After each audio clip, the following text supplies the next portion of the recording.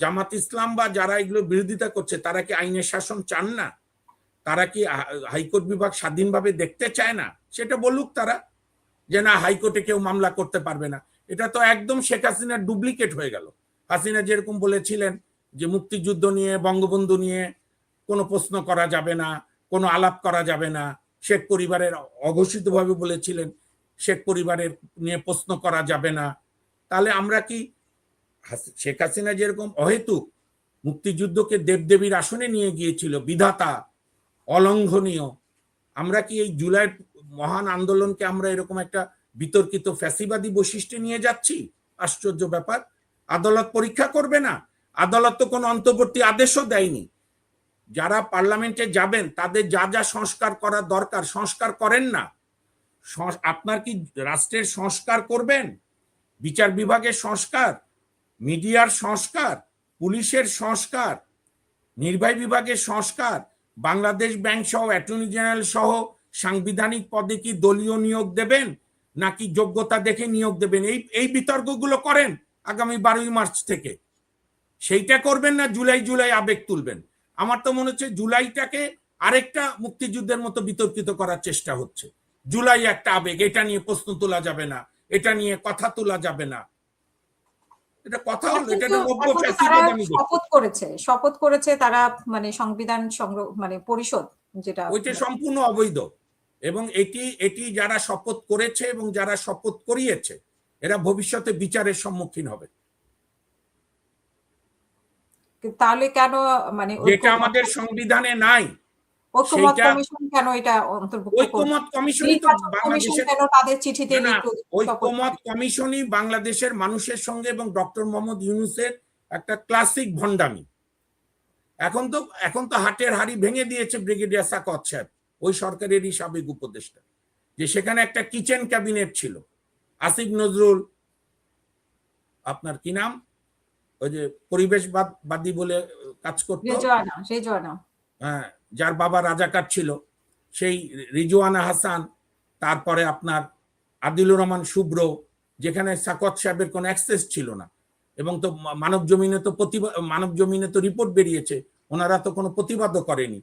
যে কয়েকজন উপদেষ্টা চেয়েছিল এই সরকারকে, গত সরকারকে আরো দীর্ঘস্থায়ী করতে, এবং তারই অংশ হিসেবে বিদেশ থেকে উড়ায় আনছে কোথাকার কোন বিশ্ববিদ্যালয়ের কি অধ্যাপক না কি জিনিস জানিও না আমরা। প্রথম আলোর আবিষ্কার, বসে বসে নিবন্ধ লেখাতো, সেই আলী রিয়াজকে নিয়ে এখানে আপনার অহেতুক ঘন্টার পর ঘন্টা কতদিন ব্যয় করছে। এটা তো আমরা হিসাব চাইব। রাষ্ট্রের জনগণের ট্যাক্সের টাকা এগুলো কি অপচয় করেছেন আপনারা? তো এখন তাহলে মানে যেটা হয়েছে তাদের নির্বাচন কমিশনের, এখানে তো তাহলে ঐকমত্য কমিশনেরও দায় আছে, নির্বাচন কমিশনেরও দায় আছে, যেহেতু ওনারা দুইটা শপথের কথা লিখেছেন। হ্যাঁ, না সেটার জন্য ঐকমত্য কমিশনের তো কোনো সাংবিধানিক বিধি বৈধতা নেই, ওইটা অবৈধ। প্রধান নির্বাচন কমিশনার কেন ওত করালো, এই মামলা শুনানি আগালে বোঝা যাবে। এখনো তো কেবল নোটিশ জারি হচ্ছে। যেটা বলা হচ্ছে যে সংবিধানে নেই, মানে গণভোটের যে কথাটা বলা হচ্ছে যে জুলাই সংবিধানে নেই গণভোটের বিষয়টা চ্যালেঞ্জ করা হয়েছে। তো সেই হিসেবে তো মানে অন্তর্বর্তীকালীন সরকারও নেই, তো অন্তর্বর্তীকালীন সরকারের অধীনে নির্বাচনেও নেই, তো সেগুলো অন্তর্বর্তী সরকার বা কেয়ারটেকার যে নামে বলি, এইটা সংবিধানে ছিল। আন্দোলনের পরে 96 সালে সাবেক প্রয়াত প্রধানমন্ত্রী দেশনেত্রী বেগম খালেদা জিয়া সংবিধানে সংশোধন করেছিলেন। তার ভিত্তিতে 96 এবং 2001 এবং 2008 তিনটি নির্বাচন হয়েছিল।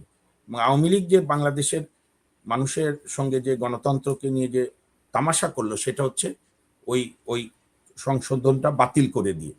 কিন্তু মুশকিল হলো 5ই আগস্টে শেখ হাসিনার মাফ করবেন, শেখ হাসিনার পতনের পরে সংবিধানের কাছেই তো ফিরে গেলেন সবাই। অনুচ্ছেদ 106 অনুযায়ী রেফারেন্স নিল। রাষ্ট্রপতি জানতে চাইল সুপ্রিম কোর্টের কাছে, আমাদের সংবিধানের 106 উপদেশমূলক এখতিয়ার আছে, অতীত 2-3টা রেফারেন্স হয়েছে, সেখানে জানতে চাইল যে এরকম অবস্থায় কি করব আমরা। কোর্ট বলল যে রাষ্ট্র তো থেমে থাকতে পারে না, যেহেতু মাননীয় প্রধানমন্ত্রী নেই, কাজে একটা অন্তর্বর্তীকালীন ব্যবস্থা হিসাবে, এবং রাষ্ট্রপতিও সংসদ ভেঙে দিয়েছে, এটা একটা অন্তর্বর্তীকালীন ব্যবস্থা হিসাবে রাষ্ট্রপতির প্রধান উপদেষ্টা হবেন এই যে ভদ্রলোক প্রধান উপদেষ্টা হলেন এবং অন্যান্য উপদেষ্টারা, এবং ওনারা তো 8 তারিখে ডক্টর মোহাম্মদ ইউনূস কি জনগণের অভিপ্রায়ের উপরে ভরসা করে প্রধান উপদেষ্টা হয়েছিলেন, নাকি শাহাবুদ্দিন চুপ্পু সাহেবের বঙ্গভবনে গিয়ে সংবিধান হাতে নিয়ে সংবিধানের অনুযায়ী শপথ নিলেন, যার লাইন হচ্ছে আমি এই সংবিধান রক্ষা, সংবিধান সংরক্ষণ এবং সংবিধানের বিধান করব, সংবিধান পালন করব, রক্ষা করব।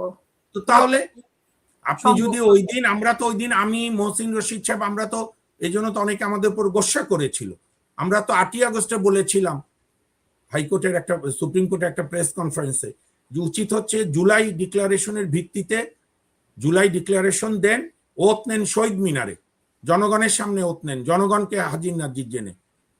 তারা তো সাংবিধানিক পথে গেছেন, আপনি কি এইটা করতে পারবেন?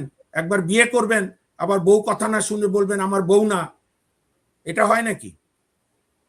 আপনি সংবিধান অনুযায়ী ওত নিয়েছেন, সংবিধানকে রক্ষা করার দায়িত্ব আপনার, আপনি সেটা করেননি। কালের কণ্ঠে রাষ্ট্রপতির যে ইন্টারভিউ, এটাই তো ইউনূস সাহেবের বিরুদ্ধে রাষ্ট্রদ্রোহ মামলা করার জন্য এনাফ, যদি কেউ করে এনাফ যুক্তি।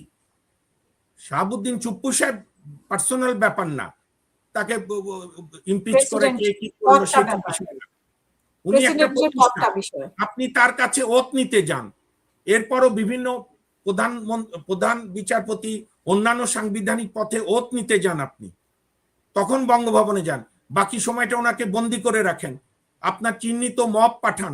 কই এখন তো মব হচ্ছে না জনাব তারেক জিয়া প্রধানমন্ত্রী হওয়ার পর? হয়েছে তো, বাংলাদেশ ব্যাংকের গভর্নরকে সরিয়ে দেওয়া। না, সেটা তো কর্মচারীরা মিছিল করেছে, তারপরও সেটা অন্যায় হলে সেটারও ব্যবস্থা নিতে হবে এই সরকারকে। প্রশ্ন সেখানে না, অন্যায় যার আমলে হবে অন্যায়, ডক্টর মোহাম্মদ ইউনূস সাহেব ছুঁয়ে দিলে কোনোটা শোনা হয়ে যায় না। উনি ওনার, এবং দেখেন আপনি যে দ্বিতীয় বিষয়টা,